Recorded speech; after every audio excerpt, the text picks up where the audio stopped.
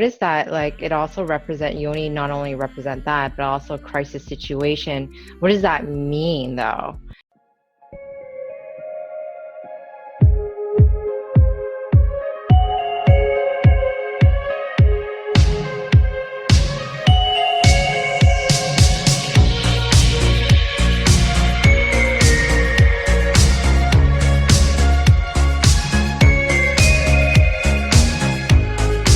All right, hi everyone. I'm so excited to be here today, and we have a special guest. And if you don't know who he is, I think you might be living under a rock. No, that's not true.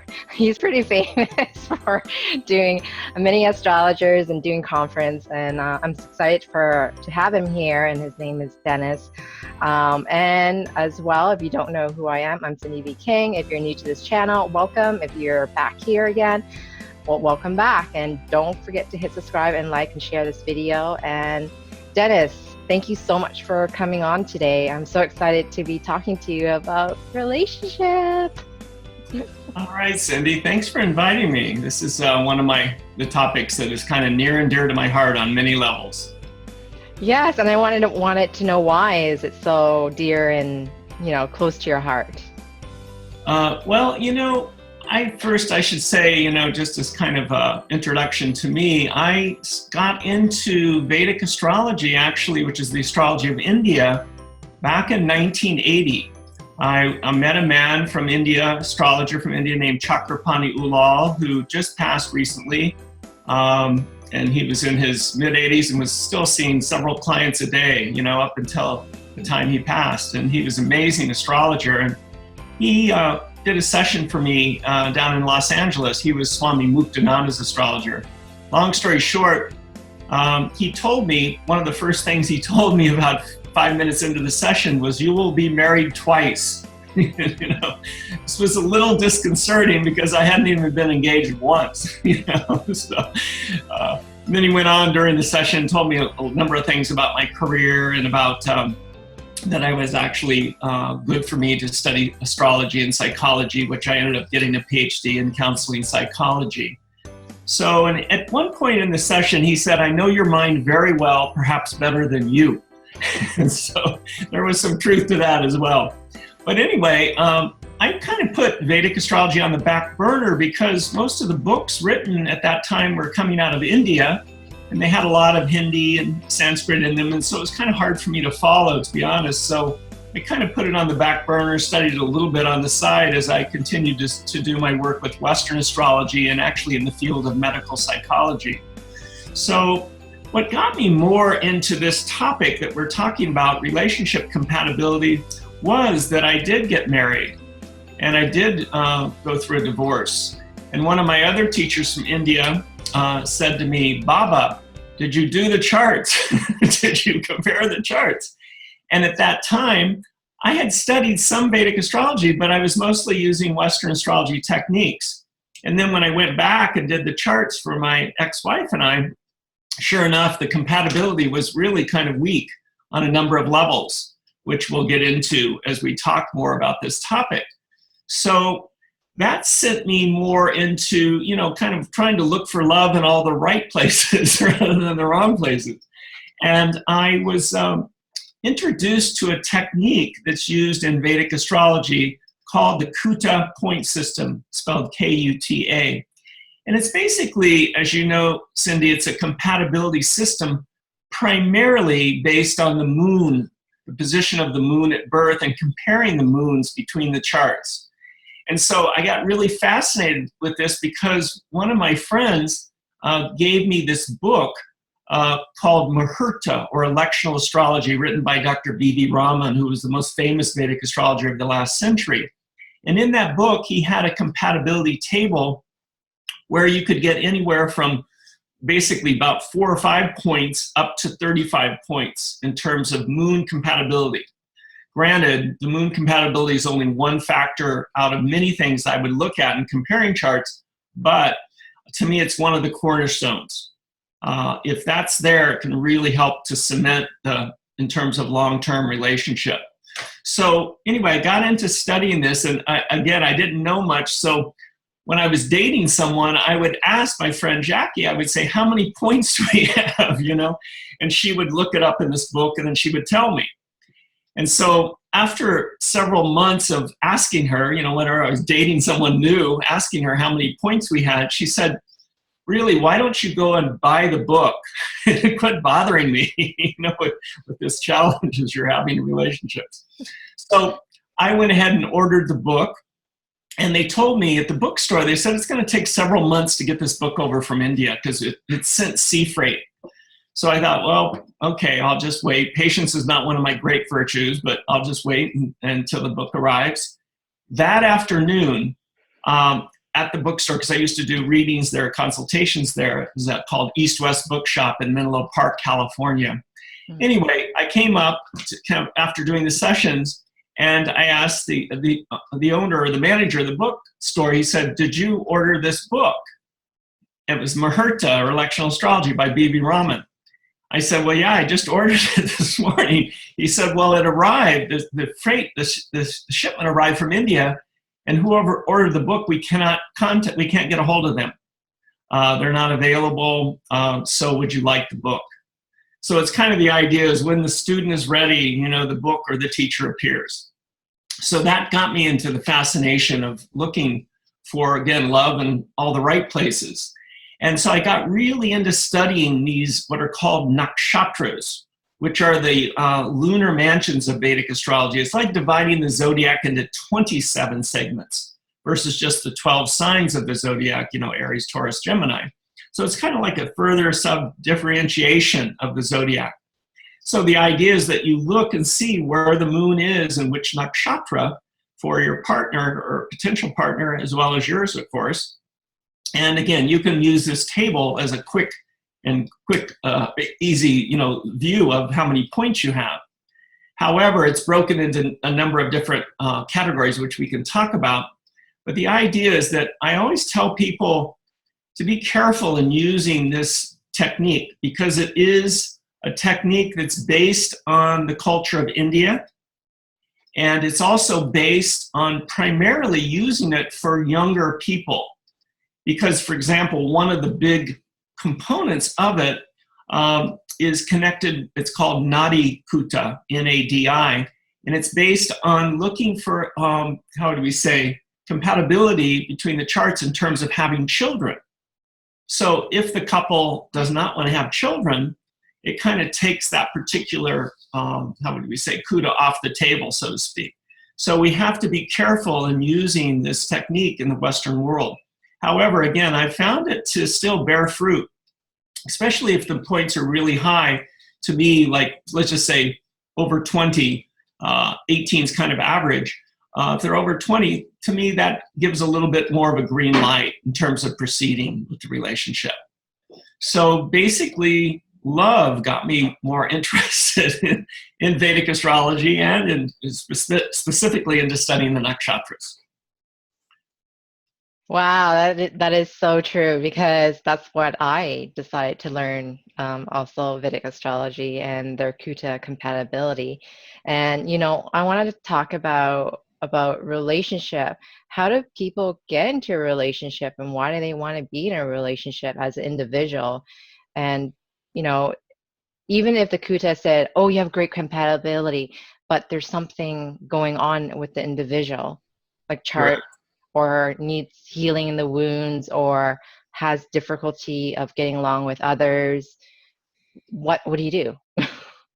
Well, that is a really important point because my feeling is we need to start, before we even compare charts, is we need to start with the individual chart because that, again, is foundational in terms of actually maybe even reflecting what the person's looking for in relationship. Because to be honest with you, sometimes in a chart, it can be very difficult karma in terms of marriage. Now, marriage, to me, I define as a legal binding contract. Now, granted, with alimony and all that, I mean, after maybe 5-10 years, you know, it's considered like a marriage. But still, when I see sometimes configurations in the chart, for example, and you know some astrology, let's just say if Mars and Rahu and Saturn are all in the 7th house of marriage, that may be a flashing red light to maybe not go there. I mean, to be honest with you, when I see this Rahu, which is called the north node of the moon in Western astrology, in the 7th house, 9 times out of 10, it'll indicate an early marriage ends in divorce. I have found, it's more rare, with that combination, or even with Saturn, for example, in the 7th house, unless it's in a really strong sign, sometimes it can be difficult for early marriage. So the way to circumvent that, I tell some clients, is it's maybe better for you just to have a spiritual marriage. Maybe not to sign a legal binding contract, and to kind of circumvent that kind of pothole in the road, if that makes sense. So that the person can maybe really have a great relationship, but it just doesn't have to be the legal binding contract.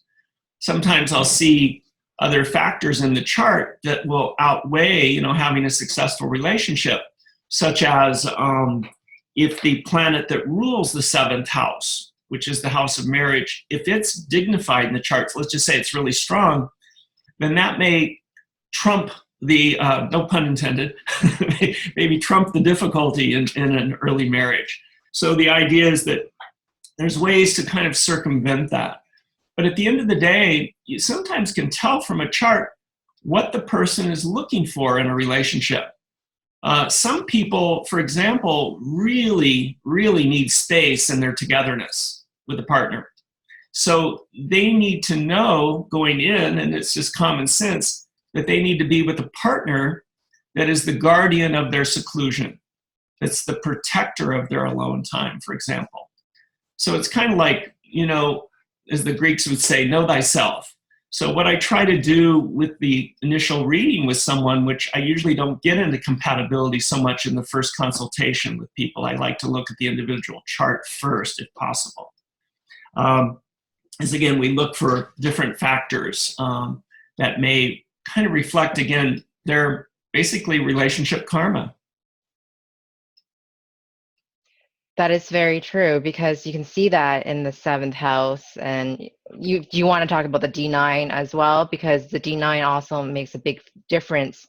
It's not only the birth chart, because Western astrology is a little bit different from Vedic, and we have, Vedic has multiple charts. So just because your birth chart might not indicate that, but sometimes I notice that transit actually cause some sort of marriage as well, and also breaks a marriage. Right. Well, the first question you asked is about the Navamsha chart, which is a little bit more, how would we say, an intermediate technique that we do utilize for sure. But the Rashi, to me, the natal chart is like the tree. And the Navamsha, or they're called divisional charts, are like the fruit of the tree. And as you're saying, the Navamsha, or the 9th harmonic, which is actually based a lot on these little, what are called padas, which are like these 3-degree segments, 3 degrees, 20-minute segments of each nakshatra. Not to get too technical, but again, it's based on the nakshatra energy. So the idea is that the Navamsha, as you're saying, it reflects the marriage karma. To me, it also reflects one's deeper spiritual tendencies. But you're right, if the Navamsha is strong for marriage, that may again be another factor that we have to weigh in that may help in terms of bringing some healing. The other big factor for me is you mentioned the transits, and sometimes, again, not always, but sometimes when Jupiter, for example, which is a planet of expansion and growth and opportunity, breakthrough, discovery, is transiting through the 7th house, or even aspecting the 7th house, it can help. I mean, right now, Jupiter's in the sign of Libra. So for people that have Aries as their rising sign, Jupiter's transiting through the 7th house. The rising sign is basically what sign was rising on the eastern horizon at that moment in time when the person was born. And it's actually the most sensitive thing about the chart, because it changes every couple of hours. So the rising sign is real key too, which we can talk a little bit more later. But the idea is that the transits can have their say. Even Saturn going through the 7th house sometimes can break up a marriage, but it also can solidify it. It can really, because Saturn sometimes is durability. So sometimes with the strong Saturn, it can really help in terms of the long run, going for the long run. It's kind of like the turtle and the tortoise and the hare.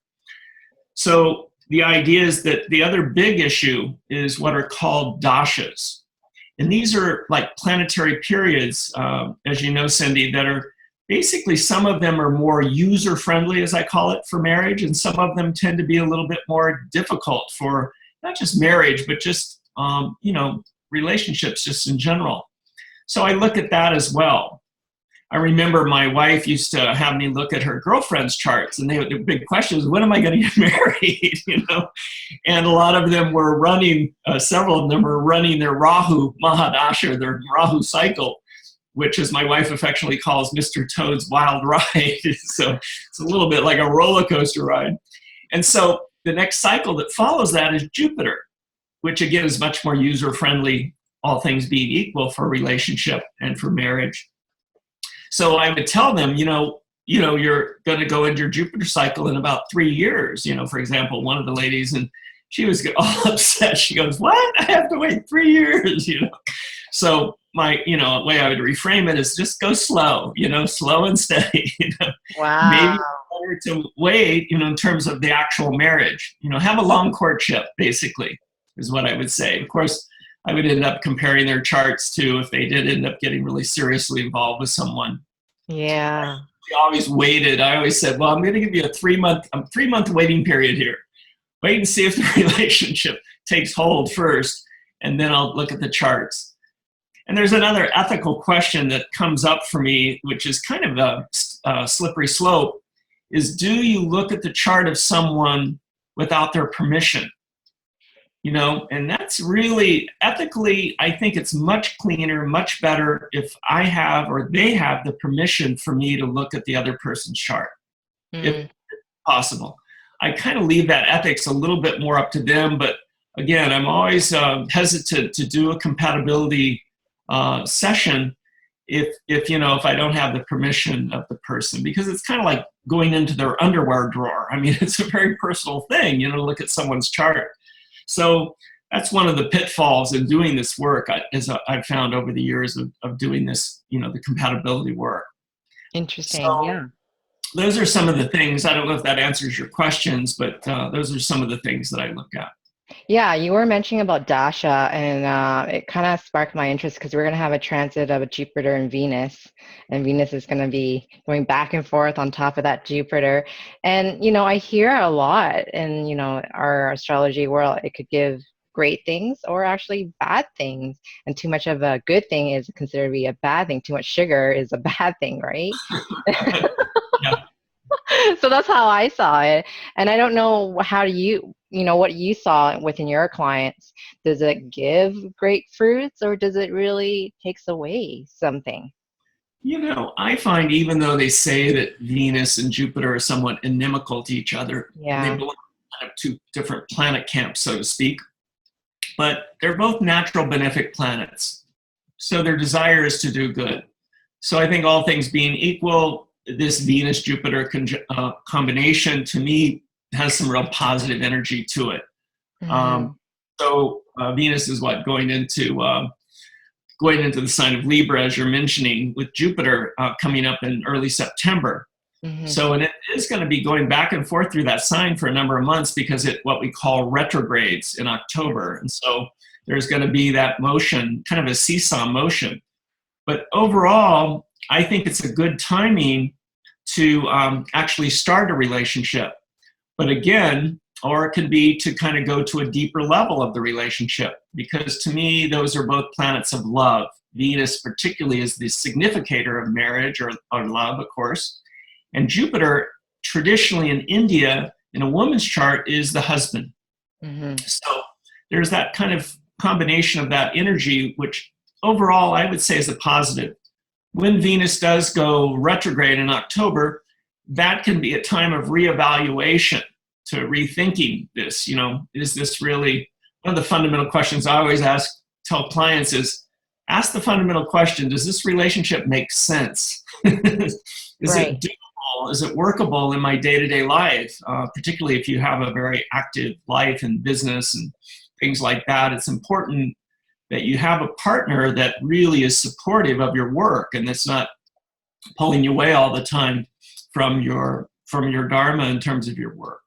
So again, overall, I think this combination has some good energy to it. Good, awesome. And you were saying that earlier before, what do you find is, what do you consider to be it's so hard in a relationship compatibility? Like, what do you find is so challenging when it comes to relationship compatibility? Well, one thing is this CUDA point system. When I see, someone, for example, that their moon compatibility between the couple is like 5 points or 10 or, really low, that to me is kind of a flashing red light, again, to be careful in this relationship. It's not a total deal breaker, but to me, it's just like the foundation is a bit cracked and it's going to need some help and support. For example, I had a couple who came to me and they had 5 points of compatibility. I think the moon was in Jeshta and Scorpio, and the other person had their moon in Ardra in Gemini. And the idea there was that there was 5 points out of the 35 points of compatibility between their charts. And sure enough, about 2 months into the marriage, it broke up, And I had another couple, though, I thought, God, this technique really works. And then about a month or two later, I had a couple with the same moon compatibility, the same moon nakshatras, these lunar mansions. And they had been married for 20 years. And I thought, oh my God, this technique doesn't work. But when I got to talking to them more thoroughly, they had been married for 20 years and they had several children. And they had gone through 3 or 4 therapists, marital therapists, to stay with the relationship because the kids, there was a lot on the table besides their own individual needs. So again, they kind of worked with that karma and got the support and got the help that they needed to maybe shore up things, in terms of the compatibility, if that makes sense. Yeah, it definitely does make sense. Thank you so much for sharing that, a few of your case there. What about we talk about, I think you were mentioning about Nakshatra and about enjoying their alone time, and some of them are a little bit attachy. Maybe can you explain a few of them and how to overcome those if they have a partner is wanting more alone time or somebody who's very attachy? Yeah, I think one of the nakshatras that tends to be a little bit more have those issues is a nakshatra called Aslesha. Aslesha is in the sign of Cancer. It's the 9th nakshatra, and it actually, Aslesha translates as the entwiner. So it's connected with serpent energy or entwining. So Aslesha people, for example, because there can be a tendency towards clinging to their partner. So there can be that kind of dependency needs that are not all people with Aslesha have this issue, but I talk about it, as an issue that may potentially be there. So again, a workaround with that is to, let there be space in their togetherness let there be space in your togetherness, as I think Gibran, the famous poet, said. So I'll talk to them about what I call interdependence. And that is not being too dependent on your partner, but sometimes the other problem is being too independent, so that it's almost like you're living parallel lives, you're not really connected. So I often encourage clients to kind of form a little bit more, whatever they're comfortable with, of more interdependence, where there is a balance between those two polarities, because often in a relationship there can be what I call the pursuer-distancer dynamic, where someone's pursuing and the other person's distancing, So we look at that. That's one of the nakshatras that I find has more issues with that, in terms of kind of clinging too much. Whereas another nakshatra that would have more of the independence or the autonomy or needing space is the nakshatra called Swati, which falls into the sign of Libra. And Swati, the symbol for it is a single blade of grass blowing in the wind. So it's a nakshatra associated with independence, autonomy, things like that. And that particular nakshatra is ruled by Rahu. So sometimes the Rahu-ruled nakshatras can be a little bit more independent, autonomous, which are Ardra and also Shatabisha. And they're the nakshatras that are in the air signs. Sometimes the air signs need a little bit more flexibility. They need a little bit more space, just as a general rule. But again, that doesn't hold water all the time. But there are certain nakshatras, as you say, that tend to be a little bit more clinging and needy. Some that tend to be more independent, autonomous, and maybe too much that way. Yeah, so what does Swati represent? What animal is that? Swati is connected with a buffalo, a male buffalo. So, buffaloes are very strong, and very independent, and, they can survive in whatever conditions, So there are these animals associated with the different nakshatras too, as well. So, and that brings us to what is called yoni kuta. Just yoni means like the female sex organ. So it's connected with sexuality and with it's kind of like connected up with the book, the Kama Sutra. So it's giving kind of the sexual compatibility and attraction between the partners. And so looking at the moon nakshatras of the compatibility table that we talked about, yoni kuta is one of the factors we look at. And I think in the United States, it probably should have a little more weight than it does in India, because we're much more, not necessarily, not that India isn't, but we're tend to be more of a looking, as they would say in India, for a love match. Whereas in India, sometimes it's more of a pragmatic match. Is this couple good for each other in terms of prosperity, progeny, having children? Different factors that are weighed in more strongly in India maybe than in the United States, because we're more of a romantic culture. So anyway, this Kuta point system, you can get anywhere from 0 points to 4 points of compatibility between the charts.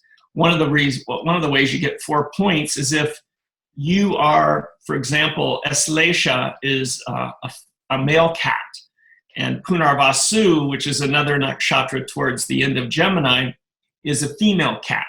So those two would have 4 points of sexual compatibility according to the system. What I find where it's a problem is when it shows up 0 points. I found in my research and my work that quite often, if sexuality is an important part of the relationship, that may be, again, a flashing red light in that area. So again, I would just tell the couple to go slow. I mean, they may need help with a sex therapist. They may need some other support. So it's not necessarily a deal breaker, but again, it's one of the kind of flashing red lights sometimes I see in comparing charts. Yeah, that's really interesting that you said that, because I noticed that there's a mongoose, a male mongoose was not compatible with, it doesn't have a partner in the, correct. right? And so I was like, wow, what happened there? But can you tell a little bit more about mongoose? And that's nakshatra runs by, I believe it was Uttarashadaha, I believe. Yeah, it's correct. That nakshatra is ruled by the sun, and it's the only one, as you're saying, that doesn't have a pair, because there's 27 nakshatras, and so there's only 13 different pairs pairing up of the animals. So it's a male mongoose, and so sometimes there can be more of a sense of isolation and aloneness, because a lot of this nakshatra falls in the sign of Capricorn. The moon in Capricorn tends to be a little bit more of a loner, tends to sometimes isolate a little bit more, because the moon in Capricorn can be, not always, but it can be a little bit more melancholy. It's very business oriented, it's very pragmatic, things like that. Actually, my son has his moon in that nakshatra, and he did get married, and he's with a great, great partner, and they do have really strong compatibility between their charts. But I have seen people with that nakshatra where they, they spend more of their time alone. So there can be a little bit more isolation or even frustration a little bit with that nakshatra.